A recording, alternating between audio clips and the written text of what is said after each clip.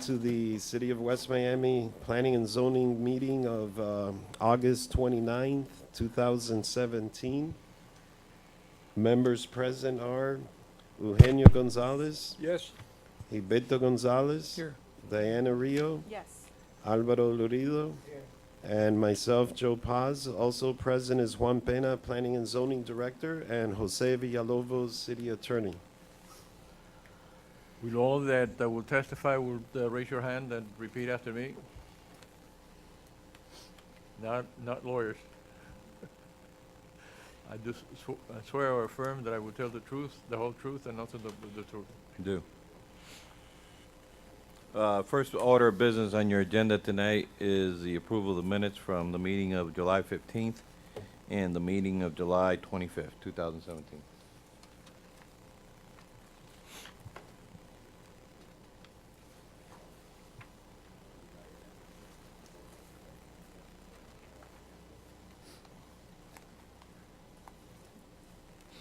Okay, any comments or motions on the July 11 meeting minutes?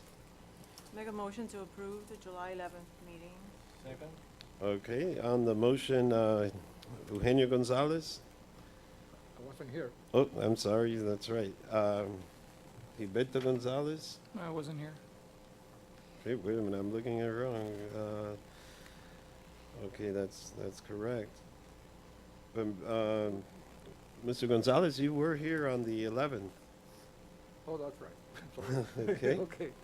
Yes. Okay, Diana Rio? Yes. And I vote yes. And Alvaro Lurido, you were present too. Okay, so it's approved.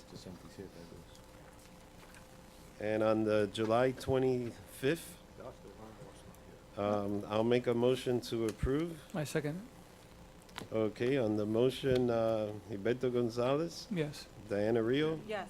and I vote yes.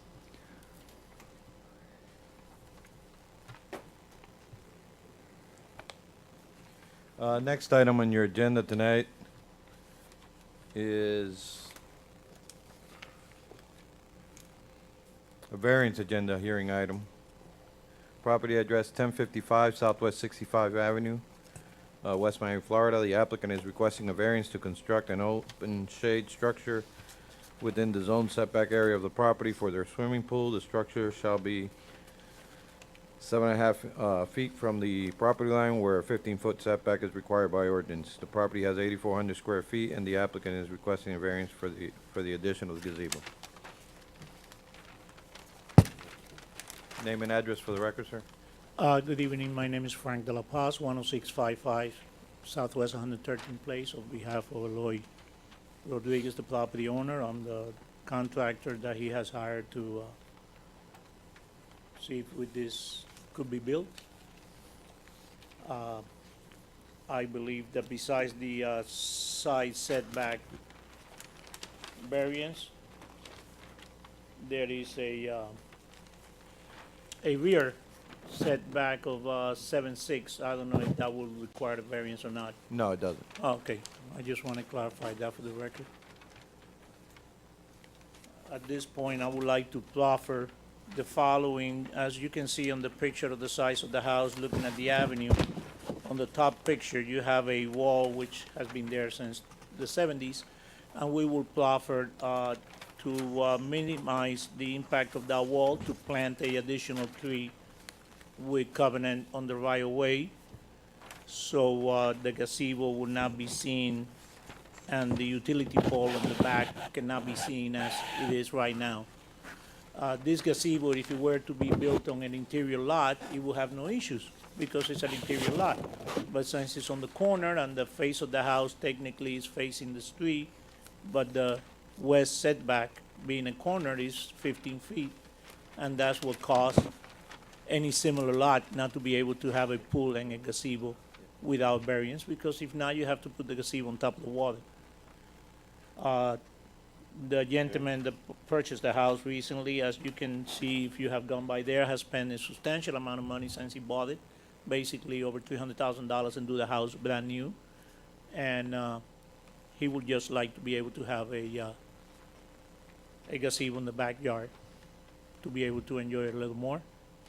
And I'll be happy to answer any questions you all might have. The roof of the gazebo will be on the same line as the roof of the house with a Spanish tile To match the. to match the existing the house. house, because as you can see, the house has been renovated with great taste, and that's the intent to continue on the rest of the projects in the house. Right now, the only person that will suffer if we plant another tree south of the present one will be the city police department. Sometimes they park a car there as decoy for hours, and, we'll be taking away basically that space by planting more trees on the swale. Okay. And if it's approved, that tree, that would be planted by yourself, or It that will would be planted by the Public property owner, and we would not Works? mind. The owner? Okay. It will be at a specimen size native plant of the approved list, like a royal oak or something similar, at least 12 feet high. And we will not mind pulling the proper permit and signing the covenant that will be maintained by the property owner, not by the city. Okay. And Mr. Penna, the city staff recommends, in lieu of 15 feet as requested, 10 feet. That's correct. We're requesting 10 feet. We want although there's no other house on that block except for the other one to the south of it, the impact would be less if the setback would be maintained at 10 feet, and also the obstruction into the setback area will be less, and I think it could be accommodated. The structure is 15'6", so if it's shortened by 3 feet, it'll still be at 13. By 2.5 feet, it'll still be at 13. Okay. Any comments from the board? The setback that is in question is the setback facing, the street facing 65 65th Avenue. Okay. And I don't know if I missed in your presentation, what type of landscaping are you going to plant in the landscape strip, the 7 foot On 6 or 10? on the swell area, we'll No, on the interior of On the lot. interior, right now, we will be planting, we want to plant some sort of a tree that will grow up but not expand like the one outside. We prefer to put like a live oak on the swell area on the outside. On the immediate inside of the side of the yard, there are several variants that we have where something will grow up and kind of be a green curtain. The most used one is the one that most of the people use in cemeteries that we don't like, because it gives the look is not what we're looking for. But we haven't decided on what to put, that some kind of croton or something that would go high without having to put any kind of support on them. And the only reason that we ask for the 7.5 is to have a wide enough gazebo that will be functional in case of, if you make it too narrow, yes, but then the purpose of having some shade next to the pool with a barbecue underneath or whatever, it will be kind of lost. But I think that with the landscaping that we're gonna propose and the tree in the outside, it will minimize the impact on the street view from the house. Besides, he already has a 6 foot high CBS wall, so there will be no, All right, but still the roof structure will be visible. yeah, I have to I agree. understand. I would agree with city staff of the 10-foot setback requirement in lieu of 15th as being requested. Any other comments? The roofing material that you're proposing is the same as the house? Yeah, we're gonna have the same type of tile as the house does, with work wood on the beams. Just, like I said, the owner liked to have a nice place. He does have a very nice place. So that's the intent, to have quality place. But Okay. if the board feels that, instead of having 7.5 from the setback to have 10, we'll work with that.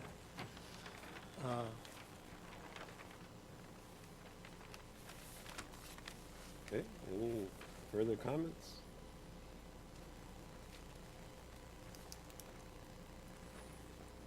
Okay, anybody would care to make a motion? Oh, this is not a public hearing, correct? No. Okay, I'm sorry. It's a variance, but you could ask if there's anybody from the neighborhood. We did If anybody notify, wants to speak on this item, we did notify 500 radius feet. okay, let the record reflect, no one else wishes to speak on this item. So would somebody care to make a motion? Juan, I have a question. Yes. Why 10 feet? Why not the 7.5? It's only 2.5 feet. It's a sight line of the 65th Avenue. You're gonna see that will be the only structure so close to that wall. So it distorts the sight line as you're going down 65th, as far as the setback on the other house too. There's only one house to the north, to the south, but it will be visible from 65th Avenue.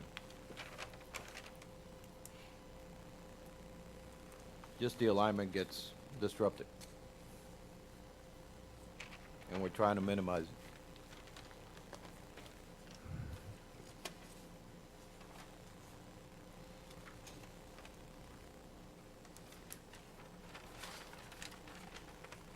Yeah, remember, you got a 2-foot overhang on that roof that's gonna be extending into that 7.5 feet.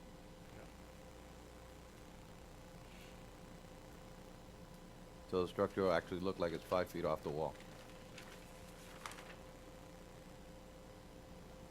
So he could literally keep the roof line where it's at and just move the columns in 2.5 feet, right? That's correct. Yeah, that would be possible. It'd be possible if the building code would allow it. Usually they only allow 24 inches Cantilever. overhang from the column. Even though this is a gazebo, not quite sure if the building code that applies to houses will apply to open structure. Something that I haven't looked. But historically, is the uplift only allows for 24 inches Correct. overhang. I make a motion to approve with the 10-foot setback. I second the motion.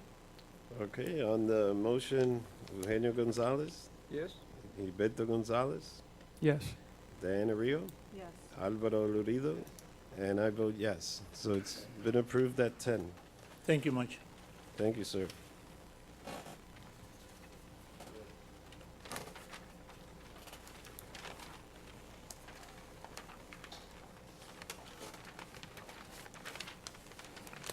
Next item on your agenda is Sococri Investments, Miami-Dade Public Library, property address 6376 Southwest 8th Street, West Miami, Florida. The applicant is requesting a sign permit to install an LED sign with letters internally illuminated on the front elevation of the property.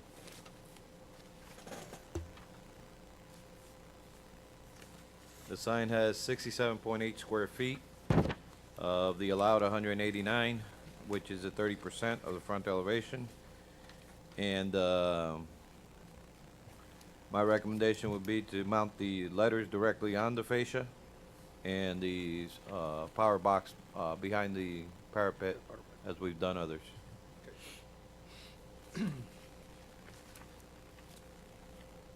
Name and address for the record, sir. Jorge Hidalga, 631 27th Street. Okay.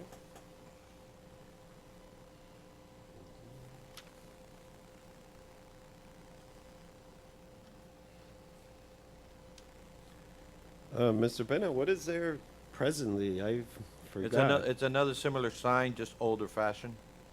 They've Okay. gone to this logo, and that's why they're changing it out.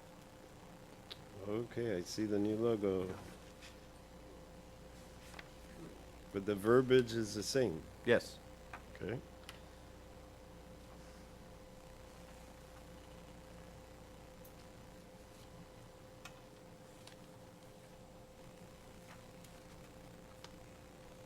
Okay, any comments? Make a motion to approve. Okay, on the motion, Eugenio Gonzalez? Excuse me. Yes? That's with the recommendation? Yes, with the Yes. recommendation. You understand the recommendation, sir? Yes, but that place no way to install the letters direct to the wall, so we need to use a raceway. So- Your neighbor just did it the same way. We just approved your neighbor the same way. Okay, we did a sign, the same was before, was mounted in the raceway. So, I understand, but the board doesn't want raceways anymore on the exterior of the building. They want the supply box behind the parapet of the wall. Behind the parapet. okay, we need to check with the city because there's no budget to do anything else in the signs. Oh, by the way, the sign was installed without a permit, so it's illegally installed. Okay. Okay. All right, so, I make a motion to approve as presented by, yeah. but, Yes. Just to reiterate, Okay, on the motion, Eugenio Gonzalez? Yes. Gilberto Gonzalez? yes. Diana Rio? Yes. Alvaro Lorido? And I vote yes. Thank you. Okay, Thank you. thank you. You gotta take it down.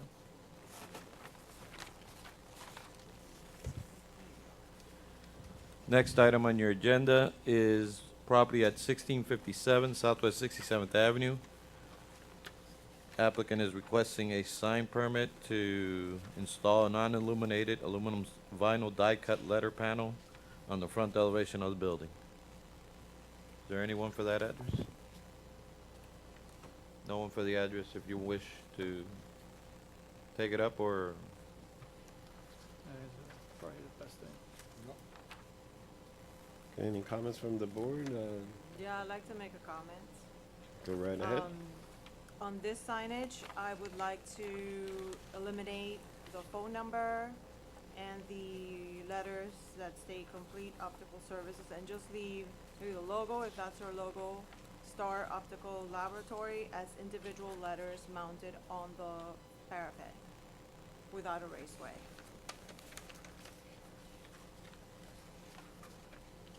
I would just motion to deny then, So I make a because motion to deny. they're not individual letters. I They're second the mounted motion. on a, Okay, there was a motion to deny in a second. Eugenio Gonzalez? Yes. Gilberto Gonzalez? Yes. Diana Rio? Yes. Alvaro Lorido? And I vote yes. okay. Next item on the agenda is property addresses. Special use permit for planned development, Valentina View LLC and Valentina Propco LLC. Property addresses 2201, 2281, Southwest 67th Avenue, 6547, 6557, 6567, 6577, Southwest 23rd Street, and 6546, 6556, 6566, and 6576, Southwest 22nd Street. Applicant is requesting a special use permit for planned development for the properties at those addresses. The properties totals 254.47 feet wide by 156.64 feet long. And the subsequent smaller properties total 152.28 feet wide by 240 feet long. The total acreage for the C parcel is 1.3281 acres, and the total acreage for the R5 off-street parking for commercial parcel is .8374. The total for the R2 duplex property is 0.4187 for a combined total of 2.5843 acres. The parcels of land are within the mixed-use corridor. The applicant is requesting to build an 8-story building on the front parcel and a 5-story building on the rear parcels, surrounding the 3-story parking garage with one underground parking level.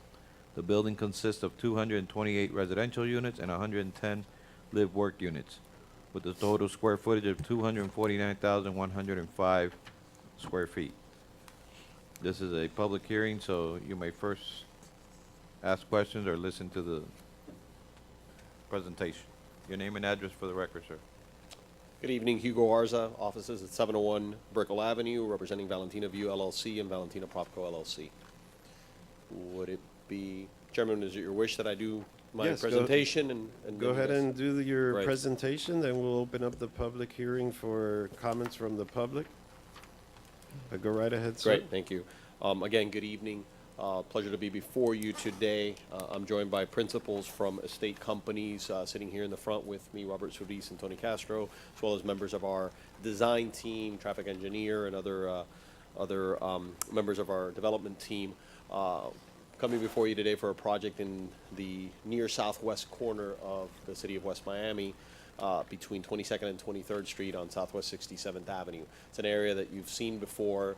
The 2 blocks to the north are already developed with similar types of projects, multifamily, high amenity, Class A projects, projects that have catapulted your city to the top of the taxable growth values in our community. Your article that's back there, thanks to the sort of the vision of the mixed-use corridors, and you're seeing all the fruits of those efforts now with the tax base and with the beautiful buildings that have been built.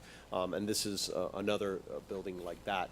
If you look at some of the renderings that we've shown here, and if you take a look at the site plan that's at the top in the middle, we're talking about 338 total units, 228 residential units, and 110 live-work units spread out between 1, 2, 2, and 3 bedrooms with a wide range of choices in the bedroom count. As these developments evolve, and as these gentlemen here have developed some of these buildings in your community, they fine-tune the size of the units, they fine-tune the numbers of 1 bedrooms versus 2 bedrooms. They start to see the great demand that there is. These have all been incredibly successful, the ones that are built, incredibly successful at attracting young families, young professionals, folks that want to downsize and don't want to maybe have the upkeep of a single-family home anymore. And this project will continue to do that. The site plan in the middle will show you, and if you take it, the western portion is 67th Avenue, and again, this is the entirety of the block between 22nd and 23rd Street. Let me show you what it looks like today. What it looks like today is this strip shopping center. This is what's there today. And so, suffice it to say that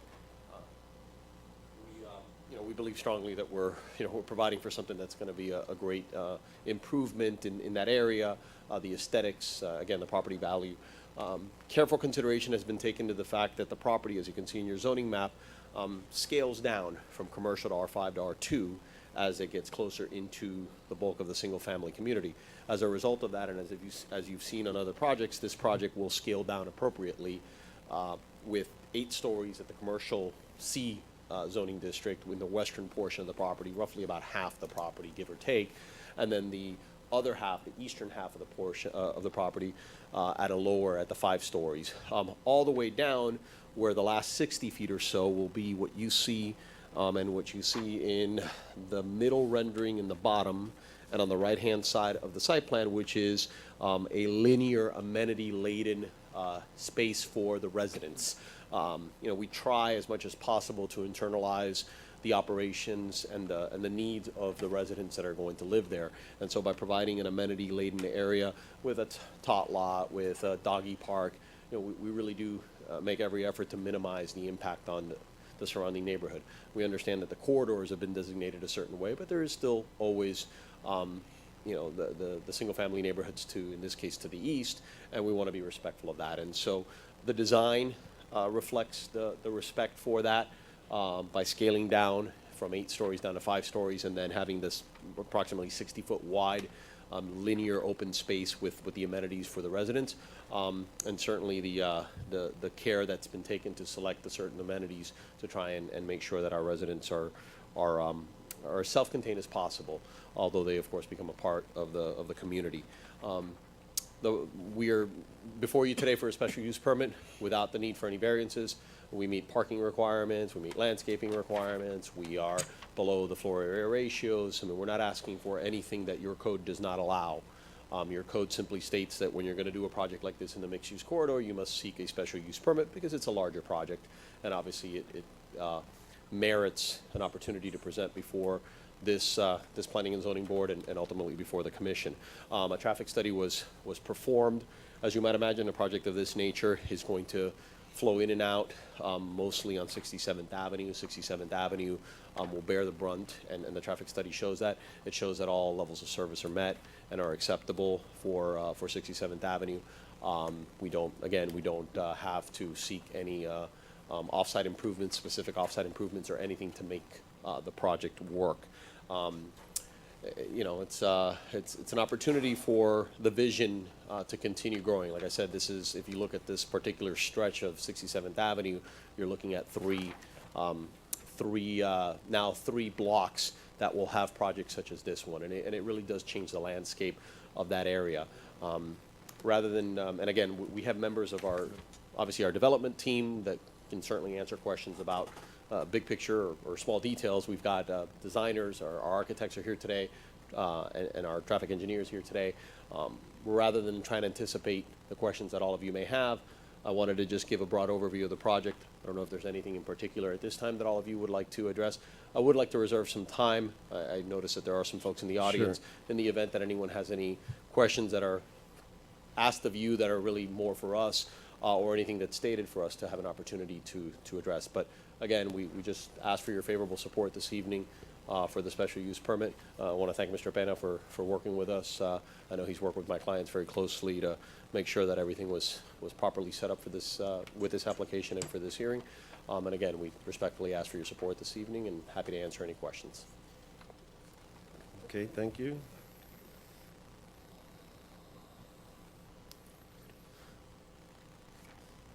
Okay, would the board wish to open the public hearing, or you want to discuss it amongst ourselves first?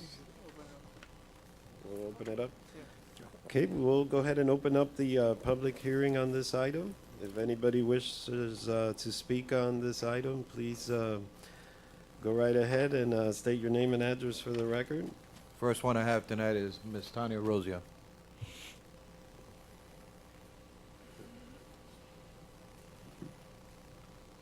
Good evening.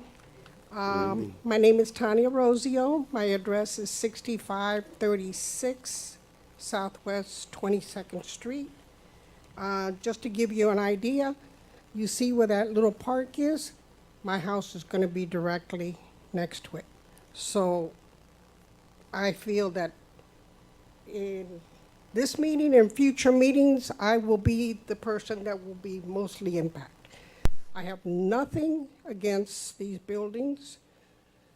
It would be, I'm not going to say 10 or 20 or 50, but 100% better than what we have there now. This strip shopping center, for years, we have been struggling, and thank you to code enforcement and to the police department. We've worked together and we've kind of had it under control. So this is going to be a blessing. I only have one question, and I'd like to bring it up now. So I don't know if this is the best time or the location, so the developers and the builders will think about it, and then maybe I can get an answer in the future. I've worked in insurance all my life, and I know exactly what is covered and is not covered under a homeowner's policy. My question is this. Under the contract, or whatever it is there a specific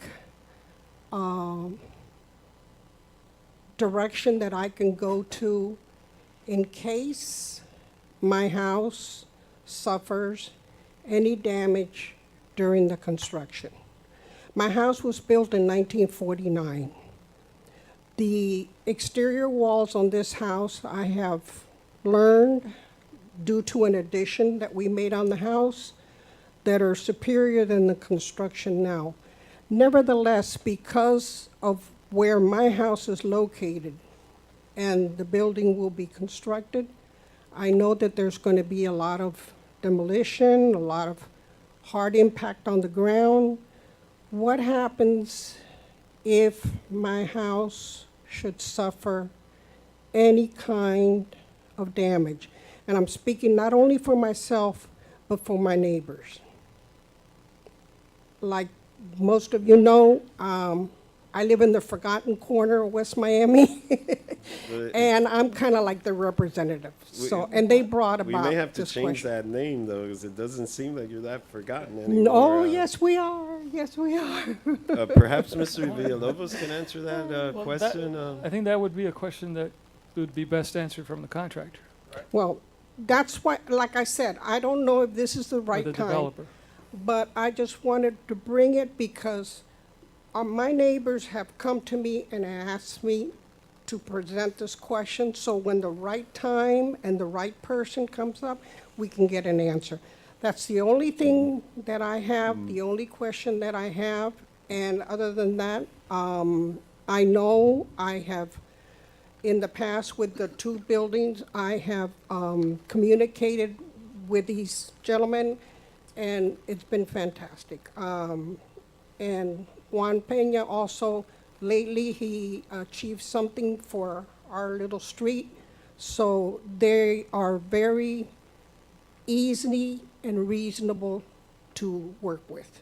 So, I'll make an effort to maybe address your question based on my experience, but any damages that may, or hopefully won't happen, but any damages that may result to your property that is directly attributable to the construction operations, the contractor slash developer would be responsible for that. okay, And that would include even seismic, like you said, shaking, seismic, like a little mini earthquake. Any damages caused by seismic activity that again can be made attributable to the developer contractor, they would be responsible for.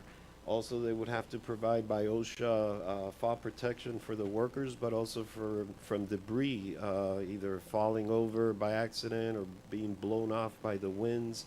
They would have to take those precautions to make sure that doesn't occur.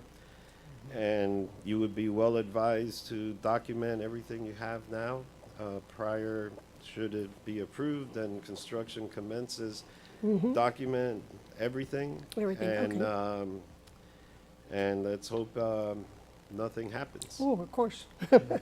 It's just that, like I said, my neighbors have asked me to bring this, and I have. I think that the contractor could monitor the homes and present to you some sort of, but I think that would be something that the developer and the contractor would probably be Exactly. best Okay. at. I have been in the insurance business a lot of years, and I'm sure if something happened to your house, will be covered. Oh, by I'm the sure. contractor. Mhm. There's no question about it. Yeah, well, what I'd like to say, these gentlemen, I have been asked to present the question. I'm sure and I know that I will have no problems at all, but I wanted to give them an answer and a peace of mind that we will all be taken care of, and I'm sure of that. Okay? Thank you. Thank you, Mrs. Roser. We really appreciate your effort to come and speak on items here. We really do appreciate that. Okay, sir? Good evening. Good evening. Edgar Delgado, 6556 Southwest 23rd Street, Miami, Florida 33155. I've been a lucky resident of West Miami for 20-plus years, my wife over 30 years, and my in-laws for almost 50. So we love the city, and I'm sure you've seen us around before. The gentlemen, on my left here are kind of visionaries in the West Miami area. They saw an opportunity and location, and they've done these beautiful buildings. And West Miami is going to be much better off because of them, so I'm in support of it. As a resident, I'm just here to voice some of my concerns, which, they know that I would also bring to their attention at some point. We've learned on 23rd Street as well as 22nd Street and 21st Street of, the consequences, the effects that these buildings have had on us. And they're beautiful. I've actually toured them. I've actually been wanting to live in one of them. But, as residents that live in the area, we also need to worry and have some concern for our properties, our values, our security, our homes, our children, etc. Everything so far is great. I actually made a call to the police department because I wanted to see if they were going to be here just to have a report as to what type of activity is going on in those other two buildings. I haven't had the opportunity to speak with them, but obviously that is a concern. As you bring more people on board, obviously more issues can arise. The current concern that I have, and it was a big concern for me, and unfortunately I missed that meeting, was that we're bringing all these buildings on board, and they're beautiful, and they are absolutely worth it. And actually, my home, which I was lucky and kind of saddened to sell to this gentleman for this project, is going to be now a park. I'll never have access to it again, and that is part of what boggles me a little bit. You know, we're in the city of West Miami, and I'm not talking about this particular project in particular, but as we bring more of these things on board, we also need to provide more services for the residents that have been here for such a long period of time. My understanding was that that little park was going to be open to the public. It would have been a beautiful addition to that street that has been forgotten for many, many years. A few years ago, after many of us complained of the traffic and the craziness that was going on, and believe me when I say that the CVS that came on board, as well as this particular project, has completely changed that street. It was nothing but noise and chaos and traffic and a ton of other issues, and it was constant. So we ended up a few years ago, I don't even remember, putting one of those traffic calm devices. I hope that will remain intact, if not to add more in that street, because literally that is the racing street to avoid Coral Way. So now we're adding more traffic. So now I'm not even concerned about the safety of my children. I'm concerned about traffic. I'm going to be right in front of it.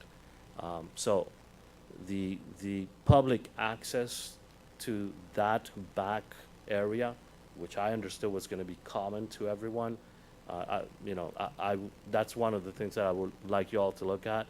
The street is going to be repaved because obviously construction brings on board heavy equipment, cracking on the streets, and is that 23rd Street going to be repaved? Are we getting the water features for the drainage and everything else? Landscaping has been an issue with CVS. They came on board, they were happy, we were all thrilled to change that. 3 years later, the wooden spikes are still there, palms are dead, because they come, they do what they do, and then they leave. And then we, the residents, I end up spending every morning in my day picking up garbage and palm trees that belongs to them and everything else, because they're in business. They're worried about running their business, not picking up after themselves anymore. Parking, the last two buildings have created these zones on the rights where their off-street parking is exclusive to the buildings. Why? We should not allow that. There's plenty of parking within the building. So that should not be the case. On top of that, I would say that if there's enough parking in the building, that in order to not affect the residents, you should not allow off-street parking on the sides of those buildings. I'm going to be facing them. And people will come and go as they please at whatever time of day. No parking on the off-street. I made the same requirement, and it's not with them. I made the same requirement with CVS, and they complied. And I would expect for the state's company to do the same. The doggy bags or the doggy park, we're going to be smelling that all the time, every day. I mean, I don't want that. Nobody wants that. It's a convenience to the building, and I know that idea has been pushed on in the past 3 buildings, but that's not a good idea at all. I mean, they come out anyway. I mean, at the beginning, before the other 2 buildings were sold, they had this genetic coding that they would do to the dogs, but then the building was sold, and there goes that idea. So now there's poop all over 22nd, 23rd, 64th, 65th, 67th. And who's going to pick it up? I don't want any parking on 23rd Street. I don't think it's an unreasonable request. I don't want any doggy garbage disposal units that I'm going to look at. I don't want any signage that has anything to do with parking. I don't think you need to have that. I'm a huge supporter, and this gentleman knows that I'm a huge supporter of the project. I think it's a great addition to the city of West Miami. More than happy to work with them in any way that I can, as they know. And, consider that, and I'll definitely approve these guys. Thank you, sir. Okay, thank you. Okay, Anybody else wish to speak? Okay, maybe, sir, if you can address Yeah, the if I park could. and the concerns the gentleman had. Of course, it'd be my Mr. pleasure. Delgado? It sounds like my client, Mr. Solis, would like to take a crack at answering the questions. Yeah, Robert Cerise, principal of Estate Companies. I wanted to address it myself because I like to give the company to the residents. And one of the things that we pride ourselves on is we're very responsive to neighbors. So whenever we have any issue, our guys have instructions to respond to those issues. There's no question that construction is difficult and it's challenging, and particularly the size of these buildings and the lack of staging. We understand that we're building on the entire site, so and we understand that, and that's unfortunately something that we try to minimize, but it's part of the process. The good thing is that it's short-lived, you know, for the lifespan of what we're doing, and it brings, we believe, a significant value to the city, to the community, to the residents, as some of them have already expressed, that are going to be mostly impacted. To address the liability issue, we have a $40 million liability policy on this building that will cover any damages that we create to anything around us. While we're doing the earthwork, which is when we're causing most of the vibration, demolition, excavation, during that time, we will have seismic monitors that are basically looking at the vibrations that are being transferred over to the property next door. We will be taking pictures of all those properties so that we have a file documented that, you know, that whether we can prove that we did or didn't do the damage. Some of these houses, like you said, are 40, 50 years old, and they have cracks already. So we want to make sure that we can prove that we weren't the cause of the cracks. You know, we're proposing putting a concrete wall on the back side of the park immediately so that we can minimize noise and minimize dust. It's an 8-foot wall. It's pretty similar to what we did at Club Prado on 57th Avenue property. So, and then we're going to put a landscape buffer there as well, as right away, so that we can try to minimize the dust and everything else that's going to impact you. Are you going to have issues? Absolutely. And all I ask is that you just reach out to Richard. We introduced him to you today, and he's available to you anytime. He gave you his card, and we'll respond to it. So we're very responsive to that, and our intent is to have a good relationship with the neighbors and to create properties that are in tune with the neighborhood. I want to address Mr. Delgado's concerns. The park is a private park. It's designed to basically alleviate pressures from city parks. The parks are there for our residents so that our residents don't necessarily have to use city parks. It would be much more convenient for them to basically use our property. The park has a doggy park, and the intent is for our residents to stay in there. While we own the buildings, and we cannot tell you that we're going to own the buildings forever, while we own the buildings, we have a program where we actually get DNA on the dog poop. And if any neighbor comes to us with an issue, we can identify the dog that's doing it, and we address the problem. Okay, so we've addressed that issue. GGT1, which is the first building, didn't have a doggy park. The doggy park was built with GGT2, which is in the street closure. I don't know if you guys have had the chance to see it. There's going to be another park there, another private park, that's going to have a doggy park. It's going to have a place for kids to play. It has a green screen to try to block the vision from 67th to the residential neighborhood, so it's private. So, you know, we try to do everything in our power and within the limitations that we have to try to address all these issues. The repaving of the streets, we always repave the streets. We finish the project, and not only do we repave the streets, but we redo the water lines. So we're literally improving city water lines currently that are in disastrous shape. So these are all the benefits that come with these types of developments. The landscaping, you address the landscaping. I'm glad you mentioned CVS. We're not CVS. Our properties have, you know, Joe, you know, you've been in this business for a long time. We do, you know, canary date palms. Our landscaping, we like to have a sense of arrival from the moment you get to our properties. So the first thing you see is landscaping and elevations. Our landscaping, you know, is very well done. They're expensive trees. They're trees that are designed to withstand drought and all these other conditions, so that they look good all the time. While we own the buildings, they look good all the time. Once we lose the buildings, the intent is for those plants to be able to, you know, do well without the constant monitoring that we do. But again, code enforcement has to, those plants have to be maintained. So I think that we do a great job with our landscaping and parking. You know, we need street parking. Street parking is every resident that owns a house has their right to park in front of their house. And in reality, in many cities, they can restrict the parking in front of their house to just their cars. So even though it's a public right-of-way, if you insist, you are the only one that parks in front of your house. I just can't park in front of your house. So we need to have the same, because we have a lot of services that are being provided to the building. We have a lot of people that come visit the building. And so one of the big issues for us is security.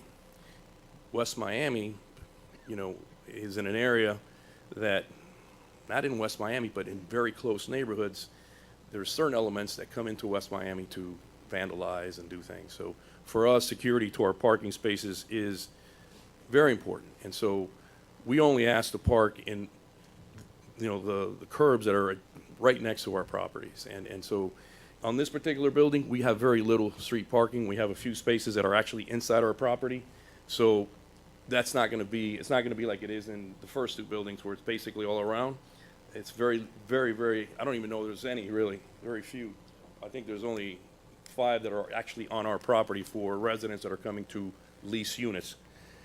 And then again, you know, for us, the liability of opening up that park is too great. You know, the fact that we have strangers coming into our property is another issue. We can't control, we want to control who walks into our properties.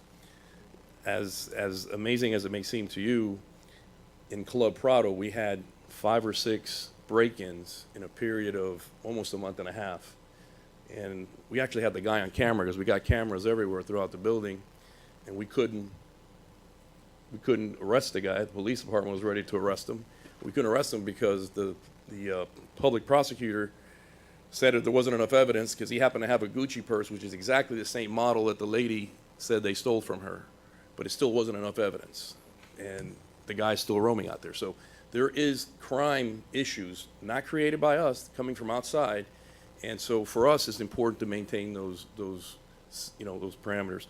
Our residents, for the most part, just to give you a little information on demographics, the average household income in Club Prado, 57th Avenue, was over $180,000 per household. So it was mostly professionals, doctors, attorneys, businessmen, all sorts of professional folks that were making significant income. In GGT1, our household income was over $80,000. So if you compare it to the household income for the city of West Miami, it's almost twice what it is for the average household income. So we are attracting the right type of tenants. Our tenants are not breaking into cars. Our tenants are not providing any crime issues. We try to build our buildings so that everything is retained within the property. We try not to expose traffic or anything to the city. That was the intent of closing 21st, right? 21st Street, so that the flow was out to 67th, because there's actually 2 entrances to the basements on that street that's closed. So it's a half street, which is private, comes out and out to 67th. So, you know, I think we address all the issues. You know, we're here. We have a face to the company. We're available 24/7. One can reach out to us, and we respond as quickly as we possibly can. And, you know, in a nutshell, I think that pretty much addresses everything and every concern that they have. And if they have any questions, I'd be glad to answer them. Okay, thank you. Thank you. Yeah. Okay. I have one question for Mr. Garcia. The traffic study indicated like a 9% increase over by the year 2019 as far as trips on peak hours. Is it possible to install additional speed tables like Mr. Delgado described on 22nd Street? And how far apart do they have to be from each other? Hi, good evening, Richard Garcia, 8665 Northwest 98th Street. As you probably know, any of those tables have to get approved by the county because they have a street closure modification, traffic modification flow process. These studies are really done very conservatively as far as the trips. The trip generation, which is done by ITE, Institute of Transportation Engineers, they take suburban sites that they gather the data from. So, you know, and they're sites that basically generate all the patrons, all the people that use that site basically drive there. So the idea is that we take it's sort of like a worst-case scenario. We take those sites as the source of the data, and then we apply them to other locations where it's only going to be that or better. And typically, we could take discounts for, you know, some other modes of traffic, such as transit, walking. You know, this has a work units, you know, live work units. What I'm getting at is we don't take any of that into account. So it's done very conservatively. We're basically way overestimating the number of trips. And so in reality, before we decide to put any kind of tables or any traffic calming, really you'd probably want to have this project up and running at, you know, close to its full occupancy and what have you, because being that it's in the city, being that it's got live work units, being that you have transit and some people may walk, you probably are not going to realize the trips that we calculated. So I don't know if that's a long answer, but There's also a criteria as far as how many vehicles per hour in order to be able to put a traffic modification on the roadway, correct? well, yes, the county has like a policy. So when there's it's typically for cut-through traffic, though. It's really not for local traffic. Correct. So you have to essentially have about 100 vehicles an hour cut-through traffic that are trying to avoid a traffic signal before they consider it. So, and this project, I think, but it really wouldn't apply regardless of what the trip generation for this project is, because they consider that actual local traffic, and it's not local traffic. It's people that are avoiding a traffic signal, things, or if there is speeding, they have another criteria for speeding. So even if the volumes don't meet the threshold, if there's high speeding, safety issues, then they can consider circles and other measures. Okay. Mr. Bennett had a question. How about signage for residents only, like in front of the single-family homes in the swale? Is that something that can be done? We installed them in that area, just north of 22nd Street. 23rd Street wasn't an issue at that point, so they never got any. But if it becomes an issue, we could install some there. Okay, thank you. All right, any comments, questions, discussion from the board? I have a couple questions on roof access. The pool deck seems to be on the 3rd floor, and it seems to be enclosed by apartments. So that, I don't think noise in that level would be an issue. But on the 6th floor, there's a couple areas, maybe more than a couple of areas, calling out for meditation, yoga area, and then an area called roof. I don't know if there's So- actual access to that? No, so the roof is gonna have AC equipment, right? I mean, I'm reading all that, yeah. So this portion here that you see as roof is all equipment, so there's no persons. The meditation and yoga areas, hopefully people are quiet, obviously, given the tenor. But more importantly, I'll roughly estimate that it's at least 110 to 120 feet from our nearest property line to the east, because the amenity area is 60 feet, and it looks like it's at least another 60 feet. So in terms of noise, I mean, I think with the distance created and the intent of those areas to be, quieter areas for residents to utilize, we don't anticipate any noise issues. Okay, and there's no roof access to the residents? No, on the roof where the air conditioning, no, not at all. I mean, that's only, of course, for No, on repair. the tower portion. Oh, no, over here, no, right. The only roof, quote-unquote, access you would have is the two areas that now say meditation open area and yoga open area. Everything else is limited to repairs or Okay, staff that needs to get up there. okay. And is there any physical barrier on the east side of the property, between this property and the Yes, single-family home. we did not put it on that rendering because it would have blocked. If I put up. Yeah, I don't see it on the plans either, that's why I'm asking. No, it's intended to, so if we put a 8-foot wall, if we put an 8-foot wall here and show it to you, you'll see an 8-foot Right. wall and you won't see what's on here. So for the moment, just, we know and we're happy to state on the record that there will be an 8-foot wall throughout the whole back. So, her home would be buffered from a solid 8-foot wall. Okay. And landscaping as well. Of course.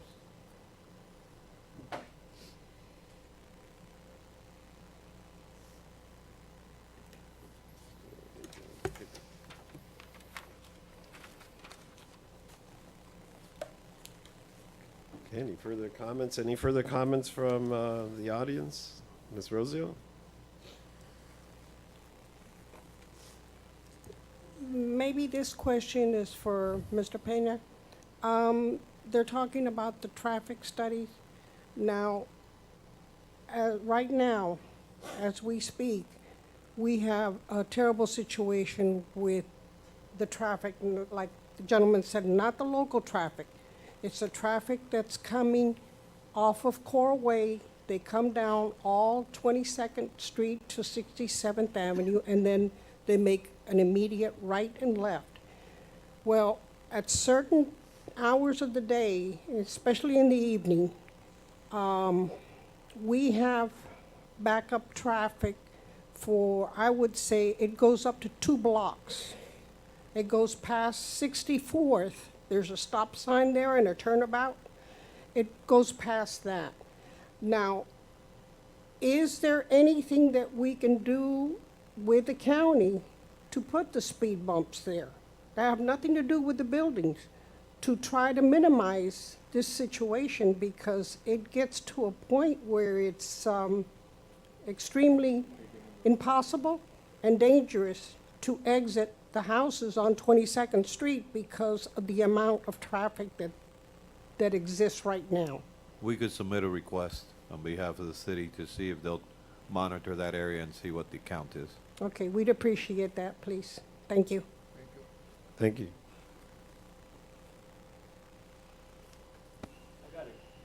I have a question for them. During construction, it's gonna take a year, maybe 2 years.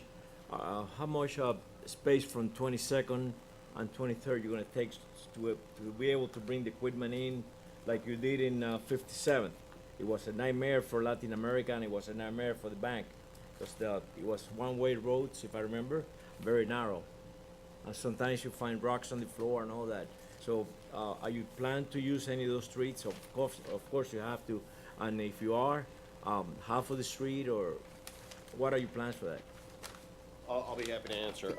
We had in anticipation prepared or a design. It is similar to what you're saying. So what we would propose to do is utilize the northern half of 23rd Street and the northern half, I guess, of 22nd Street. So sort of the halves of the 2 streets that are on our property, that abut our property, and then create then a one-way condition on a temporary basis, of course, during construction. Once construction is done, then we go back to the regular property line, as Mr. Suri said, repave, landscape, and do everything, and then the roads go back. But, you know, unfortunately, yes, I mean, obviously with construction, there will be a period of time during which we would do maintenance of traffic, MOT, and create these conditions. You're gonna have signs that'll advertise and. Absolutely, yeah. Safety signs, do not enter, you know, I guess, do not enter up here and do not enter here. All of that as part of the maintenance of traffic. Barricades were appropriate, you know, they shift out the construction and they put the barricades. All of that will be handled. Okay. Any further comments? Well, I think personally, as we've heard from some members of the audience, the developer, I think this is a phenomenal project for the city. I believe it's a beautiful design on this particular building.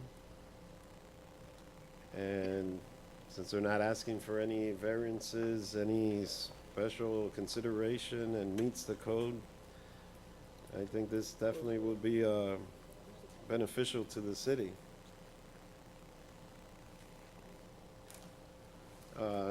At this point also, I'm going to go ahead and close the public hearing. It is 8:35 p.m. for the record.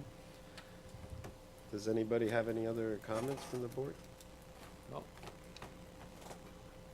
will make a motion to approve the application for a special use permit as presented to us. I second the motion. Go ahead. Second. Okay. There's been a motion and a second. On the motion, Eugenio Gonzalez? Yes? Gilberto Gonzalez? Yes. Diana Rio? Yes. Alvaro Lorido?